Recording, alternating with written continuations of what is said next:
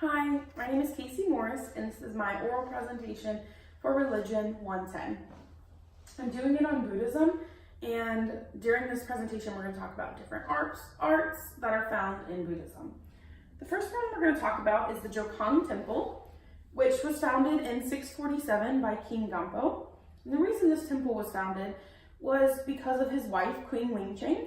She brought a Buddha statue from China, and it's actually still there to this day, and it is known as the holiest object in Tibet. Over the years, the temple has been regularly expanded. However, the core of the temple is still the same as it was in the 7th century. The temple is strictly controlled by the Chinese government, so only 100 monks at a time can live there. And also there are hundreds of police surrounding the temple, so it's not really safe for monks to speak to foreign visitors that they encounter. It is also in the heart of Lhasa, Tibet, which is a great place for everybody to visit. The next one we're going to talk about is a sculpture of Buddha teaching monks. And this is common in many Buddhist art shows. And this particular one is located in Wat Chok Yai, Thailand. And it represents the occasion of Sarnath. Sarnath is when Buddha passed on his teaching to over 1,200 enlightened followers who showed up without being summoned at all. So it is in this Buddhist park, and the park tells the story of Buddha's life. It shows chronologically his life from birth to enlightenment, and then later in life when he reached nirvana. And this sculpture is also the largest sculpture in this park. The next one we're going to talk about is the Bodhi tree. This is a very famous tree that Buddha sat under the night he became enlightened. And this tree is known as Ficus religiosa, and it is a symbol of Buddha's presence and an object of worship. The original Bodhi tree was destroyed by a king during his persecution of Buddhism in the 2nd century BC. It is the most sacred site in Buddhism, and even Hindus come from all over as well because they see Buddha as an incarnation of the god Vishnu. Next, we're going to talk about Buddha before the middle path. Before he discovered enlightenment, Buddha spent 6 years searching for it.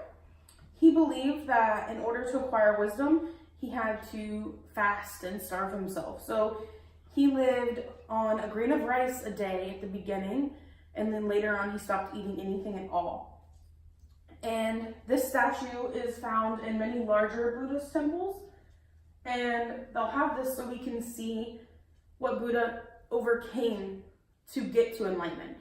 So it's very good to see where he came from as well, to show us that also we can reach enlightenment. The next one we're going to talk about is the fat Buddha. You can't talk about thin, skinny Buddha without the fat one.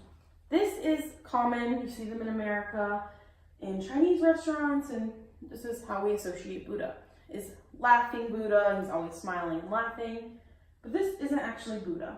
It's a famous monk known as Buddha, and he would tell stories where he would walk down the road and people would give him food and candy and rub his belly for good luck. It is said that Buddha will return in the future to teach Buddhism after everyone has forgotten Buddha. The next one we're going to talk about are spirit houses. You find spirit houses all over Thailand, and they can bring good luck and bad luck, and they provide new homes for spirits. So they bring offerings to try to appease the spirits to gain good fortune. And forgetting them could cause havoc. They also place servants and dancers and elephants inside the spirit houses for the spirits to entertain them and to help them travel, whatever they need when there's nobody there. The next thing we're going to talk about are Buddhist prayer flags. The purpose of a Buddhist prayer flag is to carry our prayers via the wind to get them answered. Each color in the Buddhist prayer flag symbolizes an element. White is air, red, fire, green, water, yellow is earth, and blue wind. The mantra that's written on the prayer flag is also very important, and it represents values. And it is said that reciting this mantra during meditation can cure bad emotions like greed and jealousy and anger. And they're also never meant to touch the ground. That's why they're put high on the roof or over your door. And you should never buy them for yourself. It is seen as a good omen to get them as a gift. So if you have a friend visiting somewhere that sells Buddhist prayer flags, then you should ask them to get you one. And also, the faded colors means that your prayers were carried away into the wind to be answered. So it is a good thing for them to fade. The last one we're going to talk about is the sand mandala. And the sand mandalas are a beautiful creation that represents the world in its divine form. It shows perfect energy and balance and enormous beauty in our world. Before they begin the sand mandala, they measure it and write guidelines. Each one will be different based on what they portray. They have symbols for different deities.